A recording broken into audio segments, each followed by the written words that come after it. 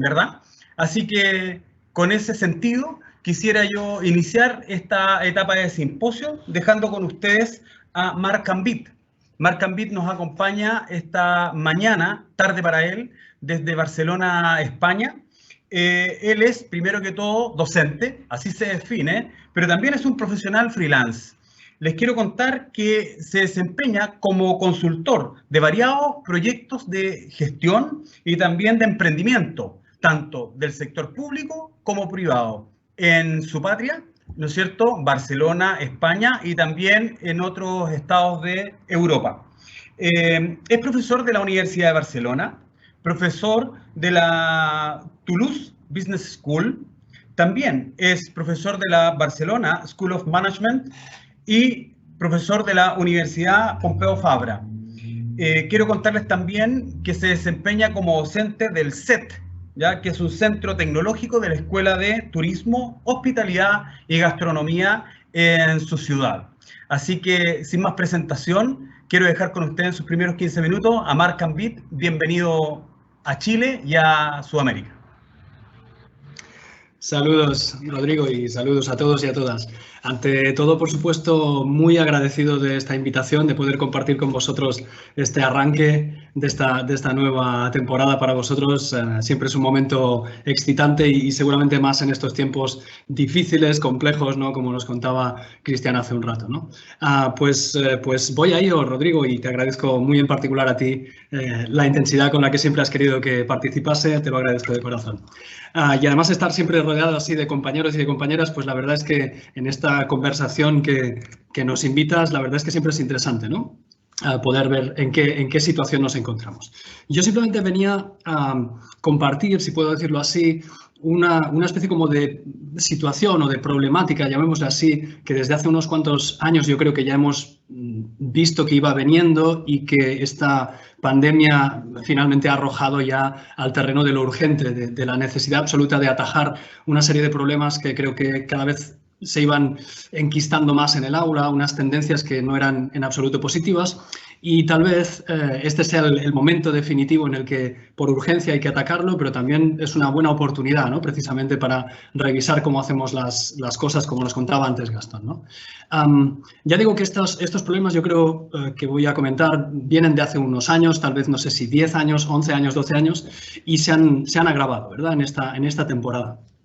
Por resumirlos, en los que me quiero centrar y en los que yo he sufrido más al menos, y creo que algunos de vosotros y vosotras vais a compartir, uno de ellos, por ejemplo, tiene que ver con una sensación de cada vez menos engagement, no sé cómo podríamos traducirlo esto al español, ¿no? No sé si sería ese tipo de enganche al aprendizaje, ¿no? Tengo la sensación de que cada vez notamos que hay un cierto desprendimiento cada vez más por parte del alumno en el aula y cada vez cuesta más que haya una participación intensa, como una especie como de compromiso con ese aprendizaje. Eso yo creo que se venía notando desde hace un cierto tiempo y esta pandemia evidentemente que nos ha arrojado al online, nos gustase o no, y nos hemos tenido que adaptar, todavía lo ha agravado más, ¿no? Hemos perdido ese espacio de tensión que teníamos de aprendizaje en un aula que por sí misma ya tiene un poco de tensión y hace que los alumnos estén pues conectados, enganchados al aprendizaje, al menos en un cierto grado, pero ciertamente hacerlo desde casa y hacerlo a través de pantallas, evidentemente hay muchas cosas que perdemos, ¿no? Esa distensión es muy clara, ¿no? Por anonimato muchas veces, mucha gente ni tan solo quiere conectar las cámaras, en fin, hay un montón de aspectos que seguro que todos ya habéis sufrido. Y además teniendo en cuenta que el espacio de casa, a diferencia del espacio del aula, es un espacio de relax. Por naturaleza, digámoslo así, es un espacio de relax, de manera que es más fácil que uno delante de una pantalla, aunque esté en una clase, pues tenga una actitud un poco más relajada, ¿no? Estoy seguro que si hubiéramos hecho algunas fotografías de algunos de nuestros alumnos durante estos últimos meses, habría para rellenar un buen libro de anécdotas y de imágenes curiosas. Eso por un lado, ese es uno de los problemas que yo creo que cada vez se han ido notando más. Otro de los problemas que estamos notando más últimamente y que también se han agravado ahora es un problema al que le he querido poner un nombre por una cierta analogía, a ver si consigo explicarme.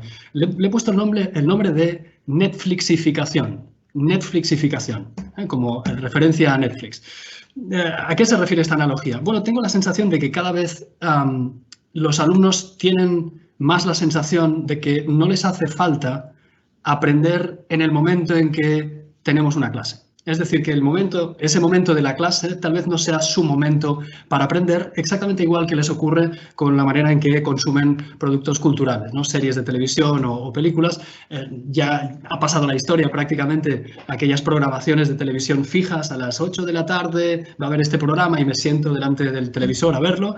Eso ya no funciona así, no solo para la gente joven, sino para buena parte de la población mundial, de manera que ahora trabajan más este concepto de cuando a mí me apetece, yo lo veo. Y yo creo que eso en el aula lo hemos notado también, esa casi obligación, ¿no? De tener que estar en el aula a esa hora concreta y entonces aprender, ¿no? Cuando en realidad tal vez ahora no me apetece, ahora estaría haciendo otras cosas, ¿no? Siempre uno estaría haciendo otras cosas más que ir a una clase, tal vez. Y además esto se ha visto todavía más acentuado, como seguro es muy evidente de ver, porque en estos últimos meses hemos tenido que hacer clases online. Eso significa que hemos utilizado exactamente los mismos dispositivos que los chicos y chicas utilizan para ver sus series favoritas. Por tanto, prácticamente no ha habido diferencia en eso y creo que todavía ha agravado más la situación. Y esta última cuestión de la Netflixificación, si le puedo llamar así, creo que se ha acabado de hacer más compleja por un concepto que ya hace muchos años, no sé si 12 o 13 años, lanzaba Anthony Carr en un libro muy interesante que se llamaba Superficiales, lo que Internet le está haciendo a nuestras mentes, y hablaba de aprendizaje, ¿no? Se centraba mucho en una vertiente un tanto apocalíptica, si quieres, pero ciertamente ese problema yo creo que lo atajó muy bien, y fundamentalmente lo que nos decía es que estamos ahora todavía en la época de la historia de la humanidad con mayor acceso a información, pero nos damos cuenta que, en general, no somos muy capaces de procesar correctamente esa información y de utilizarla, ¿sí? Y eso tiene que ver con ese concepto de Netflixificación, en el sentido de que los alumnos muchas veces tienen la sensación de que ¿para qué necesito aprender esto ahora, a esta hora de la mañana que estamos teniendo clase, cuando en realidad no lo voy a utilizar hasta dentro de un cierto tiempo? Cuando lo necesite, ya iré a buscarlo, que todo está en Internet, ¿no? Este concepto un poco así como de red de seguridad en la que parece que todo está ahí. Anthony Carr lo que nos decía en este libro es que ese es un problema grave porque si hacemos referencia a la famosa taxonomía de Bloom, ¿no? Aquellos niveles de aprendizaje, resulta que solo nos quedamos en los más bajos. Estamos quedándonos prácticamente con el recordar, que es el más bajo de todo. Los alumnos recuerdan mayormente lo que les hemos contado. El segundo nivel es comprender. Mayormente comprenden lo que les estamos contando, si lo contamos más o menos bien. El tercer nivel es aplicar. Aplican lo que les enseñamos, pero de una manera muy mimética, ¿sí? Repiten lo que nosotros les hemos enseñado a hacer, pero se quedan ahí. Y luego la parte superior de esa taxonomía de Bloom, que tiene que ver con la parte más rica del aprendizaje, con analizar, ser capaces de tener mirada crítica, evaluar y crear cosas, para eso hace falta no solamente ir a buscar la información y luego utilizarla, sino que tengo que tener integrada esa información. Tengo que tenerla en mí para poderla utilizar para analizar y evaluar y crear cosas, ¿no? Y en ese sentido tengo la sensación de que estamos perdiendo terreno, que hemos venido perdiendo mucho terreno y que en realidad pues, este momento terrible que estamos viviendo todavía ha forzado más todo esto. Por supuesto, como nos decían antes, hemos intentado adaptarnos como hemos podido, con buena voluntad sin duda, a veces con mayor acierto o menos. Algunas de las adaptaciones que hemos hecho yo creo que no han funcionado demasiado bien, ¿no? El hecho de tener que abocarnos de manera casi improvisada a online nos ha generado problemas técnicos de todo tipo. Hemos descubierto, creo yo, no sé si coincidiréis conmigo, que los supuestamente nativos digitales son menos expertos en tecnología de lo que pensábamos y en general muchos problemas técnicos, ¿no? que nos ha dado el hecho de vernos forzados prácticamente a tener que copiar nuestras clases offline y llevarlas a online, ¿no? Y cómo hacerlas, ¿no? Es una cosa complicada. El otro día leía una anécdota de un alumno de unas clases online que hace 2 o 3 meses descubrió que le había estado dando clases un profesor que en realidad, pobre, ya estaba muerto, pero que la universidad que impartía estas clases pues había colgado los mismos vídeos que ese pobre profesor pues había hecho en su momento. Entonces pensaba pues que estaba haciendo pues unas clases normales, pero no era así, ¿no? Esa onlineización forzada, por supuesto, no nos ha sido fácil. Hemos intentado adaptarnos a esas clases híbridas que creo que habéis tenido ocasión de probar, que la verdad es que son francamente un recurso, sin duda, que nos permite algunas cosas, pero que también nos presenta muchas dificultades, con 2 velocidades de aprendizaje distintas, 2 niveles de engagement que decíamos antes muy distintos, y es un poco complicado.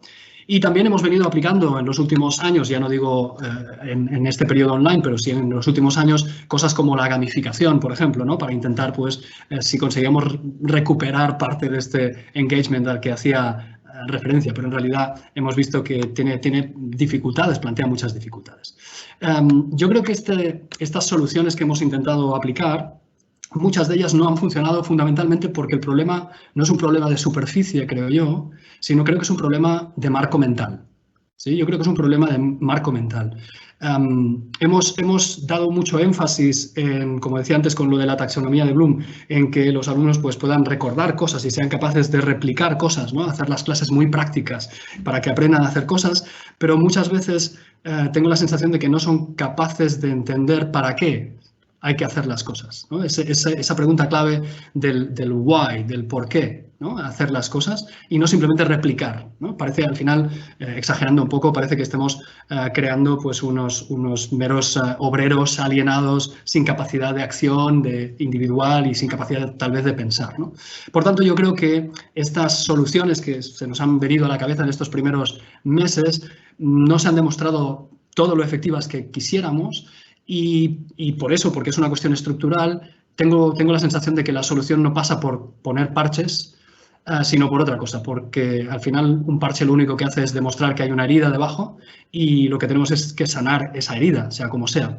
Así que creo que la solución es eso, no pasa por unos parches, sino pasa por hacer una especie como de revolución prácticamente y repensar cómo damos las clases, cómo impartimos las clases. Y por avanzar un poco, antes de llegar a la parte de soluciones, creo que todos tenemos bastante claro que la revolución, en todo caso, no se va a hacer ni con más PowerPoints, ni con más Kahoots, ni poniendo más vídeos, ni referencias culturales que los chavales y las chavalas puedan más o menos entender, ¿sí? Va por otro lado. Así que, si me permiten, para empezar a cerrar y hacerlo en un tono tal vez un poco menos catastrofista, quisiera compartir aquellas soluciones que personalmente he intentado aplicar. Y quiero hacer énfasis en este personalmente porque, al fin y al cabo, como sabemos, aplicar una solución fundamentalmente depende de quién la aplica y cómo lo hace. Por tanto, nada es del todo extrapolable. Pero tal vez pueda servir ni que sea como mal ejemplo a alguien, ¿sí? O al menos para pensar, qué sé yo. ¿Qué es lo que hice primero para intentar resolver todos estos problemas? De manera medio fallida, pero lo primero que intenté fue convertir mis clases, para recuperar todo este engagement perdido y esta atención, y etcétera, convertir mis clases en una especie como de show pirotécnico televisivo o algo parecido, rellenando la clase de estímulos constantes.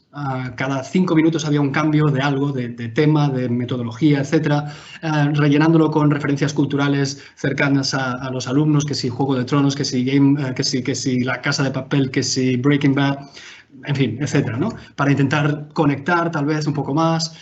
Intenté gamificar algunas de mis asignaturas. Y debo decir que todas estas medidas, me generaron unas ciertas ganancias, pero a corto plazo.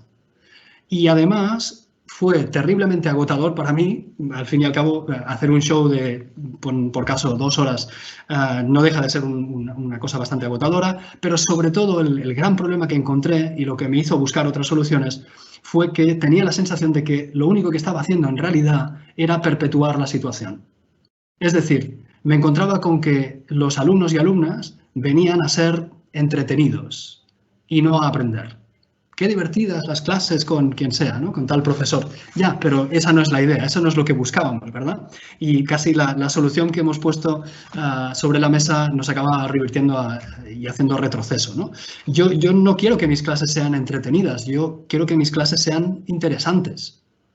Que sean interesantes. Y que eso, derivadamente, evidentemente, pues pueda apetecer a la gente de estar pendiente, de estar atenta, etc. Entonces, lo que busqué como solución, y lo que sí que ya me funcionó mucho mejor, estoy perfeccionándolo, pero todavía yo creo que ya estoy muy contento con ello, fue una especie como de híbrido. Es decir, aplicar estas cuestiones, porque al fin y al cabo son cuestiones que tienen efecto, a corto plazo, pero tienen efecto, ¿no? Este tipo de enganches rápidos, pero sobre todo, yo creo que gravitacionalmente toda mi revolución personal en ese sentido fue alrededor de hacerles pensar más. Es decir, a la clase se debe venir a pensar, no a escuchar pasivamente, no a hacer cosas como autómatas y a repetir las cosas que me acaban de enseñar cómo hacer, porque yo puedo escuchar sin pensar o podría hacer cosas pero sin pensar, tampoco me parece muy interesante, pero lo que no puedo definitivamente es pensar sin haber escuchado antes y no puedo pensar sin haber hecho antes la experiencia, ¿no? Por tanto, de alguna manera, ligándolo con lo que antes nos decía Gastón Ramos, ¿no? sobre ese profesor o profesora que se convierte más en un guía o en una guía, ¿no? Pues un poco iba en esa dirección, ¿no? El hecho de conseguir que a esta aula se venga a pensar. Todo esto se puede completar, o lo completé de una manera bastante, en fin, como añadido, una especie como de empoderamiento, recordándoles precisamente que lo que busco es eso, es decir, dándoles ese balón de oxígeno, de decir, es que aquí venimos a eso, venimos a pensar, quiero que penséis, recordándoles que lo que busco es su opinión, no la opinión de la Wikipedia o de cualquier otro autor. Quiero que se lean a ese autor, que piensen, que tal vez estén en desacuerdo y que nos lo cuenten después, ¿sí? Queremos que en esta clase se pueda reflexionar sobre todas estas cosas, ¿no? Por tanto, una de las cosas claves a nivel como de habilidad de los profesores que tenemos muy a mano fue trabajar muy a fondo el tema de los feedbacks, ¿no? De la retroalimentación, absolutamente capital para mí. Me di cuenta que acabé pasando, ahora mismo paso mucho más tiempo dando feedback después de la clase que trabajando y preparando la clase antes, ¿sí?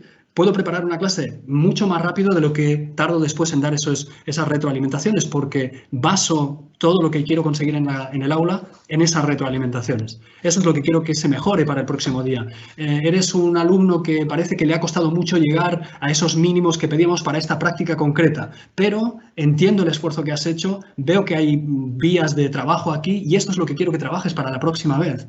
Y al revés, los alumnos mejor preparados y que parece que pues como que van casi sobrados con según qué cosas, siempre buscar ese punto extra de esto está muy bien, esto que has hecho es perfecto, es fantástico, pero todavía hay cosas que puedes seguir progresando, ¿no? Siempre buscar ese aspecto, ¿no? Y una de las cosas fantásticas que uno consigue con esto es que inmediatamente descubres que la mayor parte de los alumnos responden, al menos en mi caso fue así, los alumnos responden porque les estás empoderando al fin y al cabo, ¿no? Les estás diciendo, me interesa tu opinión. Quiero saber tu opinión, quiero saber lo que piensas de esto. No, es que el señor no sé qué dice que, no, está bien, pero ¿y tú? ¿Qué opinas de esto? ¿No? ¿Qué opinas de lo que opina el señor tal? ¿No? Entonces, bueno, jugando a estas cosas, jugando con algunas de estas herramientas como las clases invertidas, ¿no? Supongo que conocen, ¿no? La posibilidad de convertir el aula, ese tiempo síncrono de clase, simplemente en el lugar al que venimos cuando ya hemos hecho trabajo. Y por tanto estamos fomentando el autoaprendizaje, esa autonomía que es tan importante, que tiene que ver con los valores que antes comentaban por aquí Gastón y compañía, también con esa capacidad de organizarse, de incluso superar problemas que puedan encontrar, autonomía al fin y al cabo, y trayendo pues a ese momento síncrono en clase pues los resultados de ese trabajo, discutiéndolos ahí, resolviendo dudas, etcétera, etcétera. Al fin y al cabo ya digo que empoderándolos, ¿no? La idea es esa. Y para cerrar y para terminar, yo simplemente quería, como os decía, mostrar esos problemas con los que creo que todos y todas estamos luchando.